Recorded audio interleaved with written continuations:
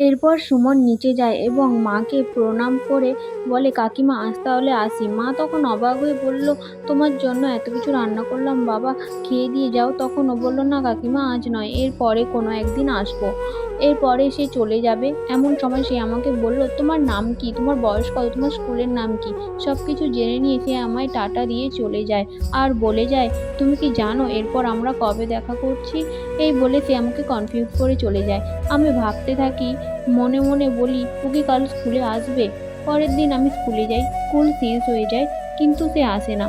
আমি উদাস হয়ে অন্যমনস্ক হয়ে স্কুল থেকে বেরিয়ে যাই এবং রাস্তায় হাঁটতে থাকি এবং মনে মনে খুব রাগ করে ওকে যা তা বলতে থাকি। এই সময় আমি হঠাৎ করে নিচে পড়ে যাই এবং মাথাটা তুলে লক্ষ্য করতে পারি আমার সামনে সুমন দাঁড়িয়ে আছে। এরপর সে আমাকে তুলে জামা কাপড়ে লেগে থাকা নোংরা পরিষ্কার করতে করতে বলল, তুমি ঠিক আছো। কিন্তু আমি রেগে থাকায় তার কোনো কথার উত্তর দেই না, মুখ ফিরিয়ে দাঁড়িয়ে থাকি। তারপর বলি, এত দেরি করে কেউ স্কুলে আসে। উত্তরে সে আমায় জানায়, আমি পড়াশুনোর পাশাপাশি পার্ট টাইম জব করি, তাই আসতে দেরি হয়ে গেছে।